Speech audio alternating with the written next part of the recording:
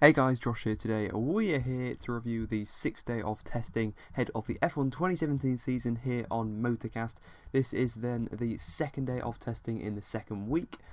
Just 2 more days after this for the F1 teams, of course, to get ready before Melbourne. Time is certainly running out for quite a few of the teams, but a very, very productive day all in all, I do want to say, and easily the fastest timesheet as well we have seen, with many teams down into the low 1 minute 20s, and even Mercedes and Williams getting into the low 1:19s. The fastest lap of testing so far was set by Valtteri Bottas today in the morning session on the super soft tyres. He set a 1 minute 19.310, which is about 3 or 4 tenths quicker than the fastest time of week 1. So that's very, very good to see that we're seeing these times beginning to tumble, and I think we already can kind of start to piece together a bit of an order. And although I think there are going to be quite a few curveballs still to go before Melbourne, I think we can fairly confidently say where certain teams at least roughly are ahead of the start of the season. So yeah, definitely very, very exciting stuff, and very I think probably more representative than we've seen for quite a while already, and a few interesting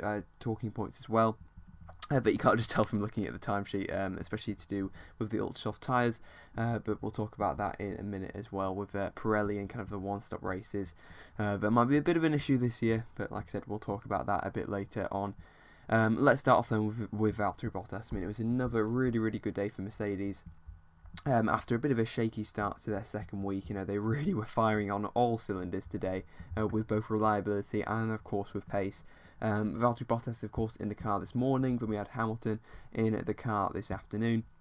Hamilton was P6, and of course, as I mentioned, Bottas was P1 at the top of the timesheets. So yeah, Mercedes, very, very good pace from them. Interesting thing then about Mercedes, and I can talk about this ultra soft tyre thing now, a 20 lap stint for Hamilton on the ultra soft tyres, and his lap times were really, really consistent. So that is quite worrying. Clearly that was some kind of race simulation, a stint simulation, obviously on the ultra soft tyres. A little drop off shown on what is meant to be the most, of course, highly degradable set of tyres, the kind of softest rubber that you can be on, and they weren't really wearing away that well. So it looks like we might be set for a number of one-stop races. Are we even going to see the third compound being used at races? For example, Spain, of course, you have the soft, medium, hard. Are we even going to be able seeing the hard, and is it just going to be soft, medium? Is that what the stint's going to be? Just everyone starting on the softs, going on to mediums, and that's the race done? Is that how it's going to be? Is that what fans want? We've all been saying we want drivers to be pushing more, but if that's going to mean that we're only going to have one-stop races, is that really what we want? That is definitely a debate for another day, but you guys can leave your thoughts down in the comment section below, what you think about kind of one-stop races, and do you think the tyres should be like this so the drivers can push, or do you think there needs to be a bit of a finer balance whereby we still have degradation, we still have kind of 2-3 stop races, but at the same time drivers are still being able to push more? Personally, for me, I definitely kind of prefer back to the days of 2012 where we did have high-deg tyres, but they weren't such in an artificial way, and they were kind of improve the racing rather than, even though the drivers weren't pushing to the limit, it felt like they really had to manage their rubber, and but still, some drivers certainly went for it. So I definitely think a balance needs to be found. I don't think it will be found because, of course, Pirelli had so much pressure put on them. Make the tyres safe, make the tyres safe. These cars are going to be really, really hard to handle. These tyres are going to need some really, really good set of tyres. So I'm sure all that pressure didn't really help them, but I'm sure they'll at least refine it. Possibly not for 2017, but possibly for 2018. So maybe expect 2017 to be full of kind of 1, maybe 2 stop races, which might not be a bad thing, but I guess only time will tell. Anyway, yeah, Bottas then 70 laps for him and Hamilton 79, so plenty of mileage done there for Mercedes. Plenty of mileage again for Williams, really, really good day for them. Felipe Massa was second on a 1:19.420 on the ultra soft tyres, so a tenth off Bottas on the faster tyres. Although, of course, there isn't a huge difference between the super soft and ultra soft because, of course, the kind of designated tyres for this for the usual Spanish Grand Prix weekend are the soft, medium, hard. So those two don't have quite as big a difference as say they would at Monaco or Canada or Austria, where the ultra soft tyres are used. And also Lance Stroll as well, 5th on the timesheets, 1:20.5. So 59 laps as well for him. So yeah, definitely a good day for Stroll, good day for Williams. He kept it out of the barriers, which is really good, really good to see, because I couldn't stand some more Stroll jokes, and has Stroll binned it yet? website, of course, which has already been created, and really, really cringy Stroll jokes we can all hopefully avoid for today because he didn't crash, and also got some really good mileage in. For anyone who doesn't know, I'm a big Stroll fan. I do think that he could be something big in Formula 1. We just all got to give him a chance, in my opinion, and that's something people are not giving him. But yeah, anyway, good day for Williams, good day for Mercedes. Mixed day for Ferrari. They had some issues in the morning. They had to spend 2 hours in the garage because they were looking at fluid movement in the car or something. It was kind of a precautionary check apparently, but yeah, it took 2 hours, so not the best really. Only 53 laps done for Raikkonen today, but he was third quickest on the soft tyres, so 1 minute 20.4, 1.1 off Bottas, but of course on the soft compound tyres. Ferrari once again showing some pretty decent pace on that soft tyres. Rubber, of course, soft and medium does seem to be their main tyre choice. They don't really seem to be venturing out too much competitively on the super soft or ultra soft tyres, but we'll have to see if that will change in the last 2 days. I'm probably going to say it won't because I think they're probably just going to continue to focus on running soft and medium, but maybe they will put out a flyer there on the ultra soft tyres. I think that's what everyone wants to see, but it's probably not what we're going to get. And also Raikkonen crashed as well in the afternoon session. Basically, apparently it was his fault, which shows, of course, that these cars are very, very hard to handle, even for the most experienced guys. So yeah, good to see though Raikkonen was okay. Ferrari, of course, couldn't go out for the rest of the session, but of course I'm sure they'll be back tomorrow with Vettel in the car. Max Verstappen was 4th in his Red Bull. He actually ran out of fuel right at the end of the session, and actually caused the session to be extended, only for Ericsson to then stop on track, and then the session was stopped once again. But yeah, really, really good day for Max Verstappen and for Red Bull, I want to say. 102 laps on the board for them, and although they did have that issue at the end, I'm guessing they ran out of fuel. It's the oldest trick in the book when it comes to testing, so really it's not a major concern. Like I mentioned, Stroll was 5th, Hamilton 6th, then we got Hulkenberg in 7th, of course, for Renault, and Jolyon Palmer, his teammate, was 14th. Palmer, just 29 laps for him, not the best day, but a good day for Hulkenberg with 61 laps on the board.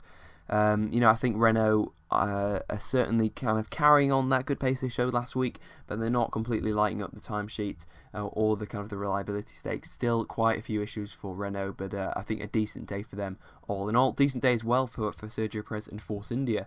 Definitely a lot more running being done for them. 100 laps for Perez, so this is the second day in a row. Of course, they've gone past 100 laps in a day, so that's good for Force India. They're definitely getting into a bit more of a purple patch, bit more kind of showing a bit more pace, but of course compared to I guess where they want to be with Williams, they're not quite there. Then again, Williams have admitted that they are running low fuel, so we'll have to see kind of where Force India are. I mean, one thing I always say is never count out Force India, even if they show up in Melbourne and they fail to score points. By the end of the season, they've probably got a podium, so yeah, let's just wait and see on a Force India. Wait and see on Toro Rosso as well. I mean, it was a decent day for them. Carlos Sainz in 9th, 121s, so that's pretty good lap time for Toro Rosso, judging by their previous standards that they've set over the last couple of weeks. 92 laps as well for Sainz, so all in all, I think a pretty good day for Toro Rosso and Force India, but a lot more to come from both teams. Grosjean was 10th in his Haas, did have a small adventure, but managed to carry on and set a decent amount of laps for Grosjean today. He managed to do 96, so yeah, pretty productive day for Haas, and also a pretty productive day, I want to say, as well for Sauber, because Marcus Ericsson managed to do 46 laps in the afternoon and Wehrlein managed to do 59 in the morning, so over 100 laps done for Sauber. Another really, really good a day running for Sauber, but of course, like I mentioned, Ericsson did stop right at the end of the session at the exit of turn 8, which brought I would say an early end to the session, but it was already delayed, so basically yeah, it all managed to finish on time as a result of the Sauber stopping on track. But yeah, Wehrlein 11th and Ericsson 13th, although pretty far off the pace, 123 dead for the Pascal Wehrlein. Fernando Alonso as well was even slower than that, a fraction slower in 12th. Yeah, really, really not good pace for either Sauber or McLaren. I know they're both struggling with reliability. And, I was actually talking of engines. I should quickly mention Red Bull did have an engine change, but didn't really seem to affect them, of course, as I mentioned, because Verstappen still managed to get 102 laps in. So, yeah, just to quickly add that. But, yeah, talking of engine changes, really, really not good for McLaren. They seem to be swapping power units out every single day now, but Yeah, things aren't looking good. I mean, Eric Boulier was pretty, he's keeping his chin up, but it's really, really not looking good for McLaren. We will have to wait until the start of the season because, they could bring a raft of changes and it could look a lot better in Melbourne, but certainly in terms of reliability, isn't really there, and the pace certainly, isn't there. I mean, maybe we haven't seen pace because we haven't seen proper reliability yet, but another poor day running really for Alonso McLaren. That's really the only word you can use to describe McLaren's situation at the moment. Just on this Autosport now, and it says the Crichton Steepens at McLaren is one of the top red articles on their Autosport Plus page. So yeah, things really, really not looking good for Alonso or for McLaren. People are already discussing him moving to IndyCar, moving to the World Endurance Championship. So I think those kind of conversations are going to continue if McLaren's woes continue, which I hope they won't, but looking like they pretty much are. And as I mentioned then, Palmer in at 14th. Not a good day for Palmer, but a pretty good day for his teammates. So all in all, Renault still managed to get in some decent running. That pretty much rounds out then our recap of the second day of the second week of F1 testing. Of course, just 2 weeks to go to Melbourne on Sunday. Very, very exciting times for Formula 1. To recap then, Ferrari finally had a bad day because usually they're having pretty good days. McLaren Honda had another bad day. Mixed day for Red Bull, Renault and Sauber. Of course, Red Bull with the engine change, but still setting some good pace. Renault still having a few teethering issues, but still managing to get quite a few laps in and be lapping fairly similarly to Red Bull. And then Sauber, of course, with pretty good reliability, but of course not on the pace. And once again, it was a really, really good day for Mercedes and for Williams. With, I want to say as well, a good day for India comparatively. And I guess Toro Rosso as well, who improved on their, of course, poor reliability from week 1. So that rounds out then our recap of day 2. Be sure to leave all of your thoughts down in the comment section below, any questions you might have. And of course, will be back again tomorrow for our review of the penultimate day of testing. Just 2 days of testing left, and look at the dire situation McLaren are at the moment. It's not looking good, but any thoughts or any comments, leave them down, of course, in that comment section, or tweet us at motorcast_, and of course subscribe to us here on YouTube as well. Hope you all have a wonderful day. Until next time, goodbye.